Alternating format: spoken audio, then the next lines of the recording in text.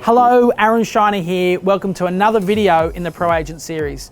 Today, what I want to look at is those negotiations with a seller that may be challenging and they stall. What are the things that you say? What are the things that you do to get the vendor to see value in that offer? Because here's what I know. As a professional, if you have a good offer on the table, it is your job as the agent to get the vendor to see value. Just like a doctor, if a patient comes in and the patient is sick, first the doctor will diagnose, then the doctor will prescribe, and they will say, I'm a doctor, this is my recommendation, and they expect you to follow it.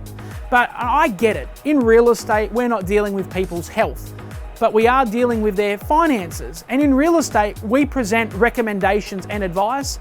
And a lot of the times the client says, no, we know better. And then ultimately, we've all had this example happen to us. We present this really good offer. The vendor rejects that good offer only to sell it for 10, 20, 30, 50, $100,000 less in 2 or 3 or 4 weeks time.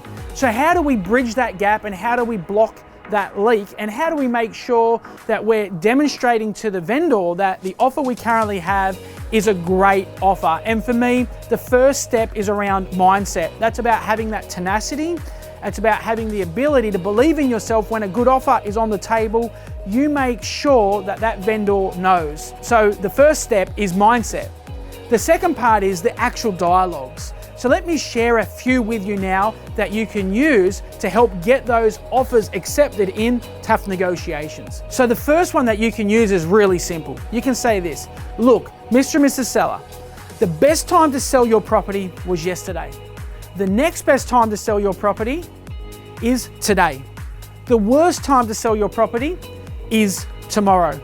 I see a window of opportunity to get your property sold now, before X, before the election, before financial year, before Christmas, before New Year.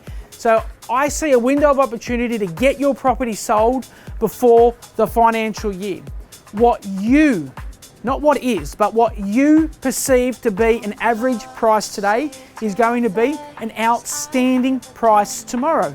And here's what I know, Mr. and Mrs. Seller, what we negotiate on your property, you're going to be able to make it up on the next property that you look at. So that's one really good dialogue to use in a tough negotiation. So another great dialogue that you can use is you can simply say this. Look the seller dead in the eyes and say, Mr. and Mrs. Seller, you entrusted me enough to appoint me as your agent. You entrusted me enough to actually give me the keys to your property.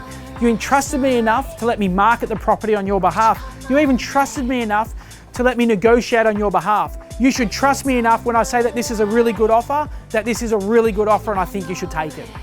It's a really powerful dialogue. So the next dialogue I'm going to share with you isn't so much a script, but it's more of an analogy. And I can say this: look, Mr. and Mrs. Seller, if you were driving a car and we were at point A and you wanted to get to point B, I knew the way and you didn't, and you wanted my help. If I was the co-pilot sitting in the passenger seat and you were steering, and I was giving you direction saying you should turn right and then you turn right, then I asked you to turn left and you'd turn left, you'd eventually get to your destination. In this example, Mr. and Mrs. Seller, I'm asking you to turn right, you've turned left, then I've asked you to turn left and now you're turning right. Just let's be clear, I'm now longer not responsible for where this journey ends.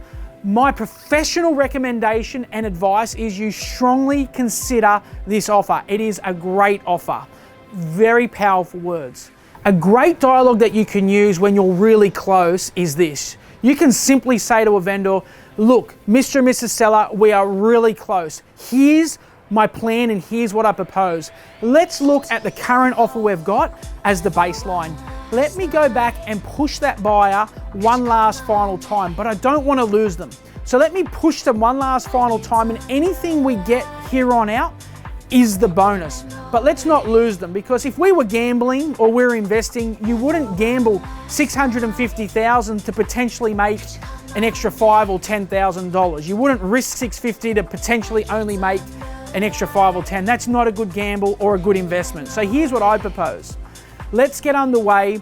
at the offer we've got at $650 currently. If I can get some more, then that's great, and that is the bonus, but let's not lose them. In this example, you're showing them that you have their best interest at heart and you're not just racing to the commission or a quick sale, and they can see that you are committed to getting every last dollar off the table for them. Because here's what I know. Every vendor wants you to negotiate hard for them. They want to feel like they've been given a fair go. And when a vendor can see that their agent is working hard for them, they do move their price expectation, because now they can see that the agent has left no money on the table, the agent is working hard and has their best interest. So there you have it. Take some of those dialogues, implement them into your business, and look forwards to hearing the positive feedback. I've enjoyed making this video for you. Keep an eye out for the next one. Until then, list and sell. Have a great day. Bye for now.